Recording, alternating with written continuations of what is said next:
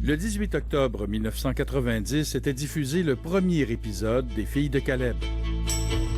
J'ai de la misère à croire que ça fait 25 ans qu'on a fait ça. La télésérie la plus populaire de tous les temps au Québec.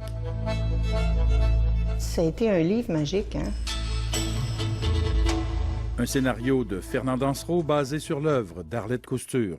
Avant que la série télé n'arrive, je pense qu'on était rendu à 500 000, quand même, 1,5 million.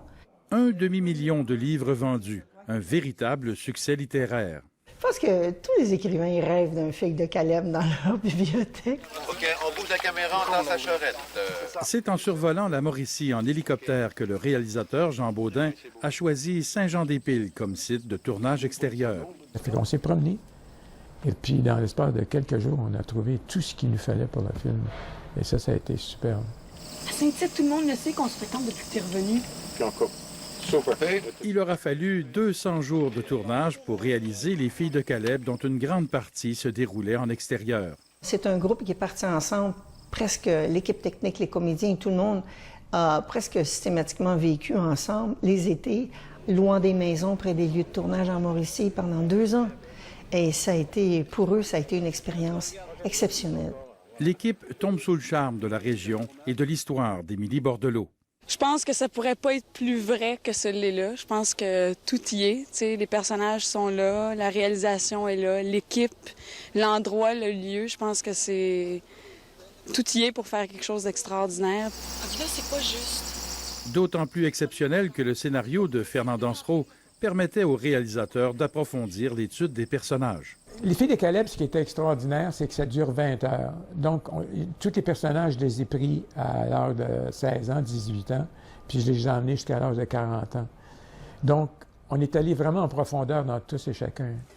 D'après toi, Marie, ce serait quoi ce mot-là? Les Filles de Caleb, c'est l'histoire d'une femme pas comme les autres qui, au début du siècle dernier, devient maîtresse d'école en pleine campagne dans un monde où l'éducation était surtout réservée aux congrégations religieuses.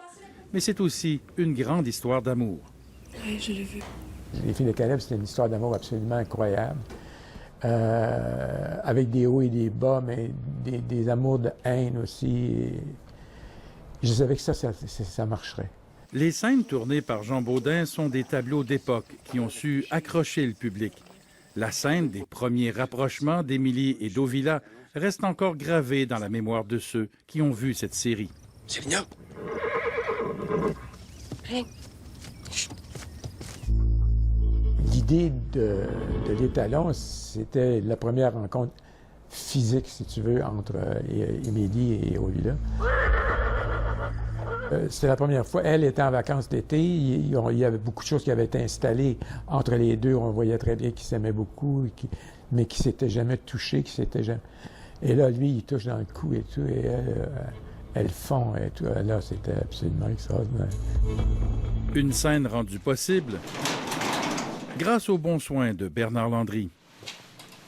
C'est lui qui a fourni toutes les voitures et tous les chevaux de la série. C'est la vraie voiture, évidemment. C'est l'original.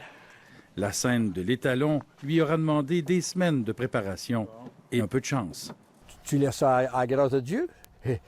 Ça n'aurait pas marché ou la roumait ruée puis la sautait là-dessus. Tu sais, c'était imprévisible.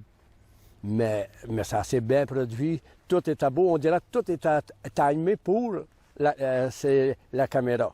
Il aura fallu quand même que le gars des vues organise un peu le scénario, les étalons n'ayant pas trop de penchant pour les préliminaires. Quand l'étalon arrive, il saute tout de suite sur le jument, puis bang un bon coup. Après, il est épuisé, puis là, il a mordé, puis il fait... Donc moi, je l'ai tourné à l'envers. Un peu comme un rapport entre un homme et une femme. Le cheval qui s'approche, qui la sent, qui l'a mordé.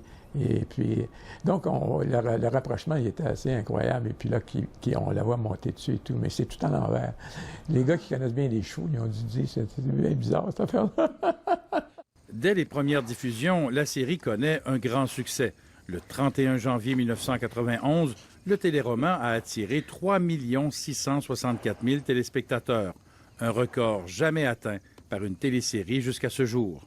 C'était un sentiment d'émotion très fort, de fierté aussi, hein, d'être content de voir tout à coup qu'une affaire vraiment imprévisible et impensable existait. Tu te promenais dans Montréal, là, ici, en arrière. Écoute, il y avait les taxis qui se promenaient, c'est tout, c'était calme, c'était incroyable. Les magasins comme IGA et puis Loblaws et tous ces magasins, il n'y avait pas personne qui allait acheter de la nourriture. C'était fou. 25, on va arrêter ici. Un succès si grand qu'après la télésérie, la ville de Grand-Mère avait acheté les décors pour construire le village d'Émilie. Un autre succès instantané pour ce site touristique. Il y a peut-être eu 1,5 million de personnes qui se sont présentées ici. On était sur des terres agricoles. Mais le succès du village d'Émilie fut éphémère. Les touristes ont vite perdu l'intérêt pour le site et la ville de Grand-Mère n'avait plus les moyens d'investir pour relancer l'affaire.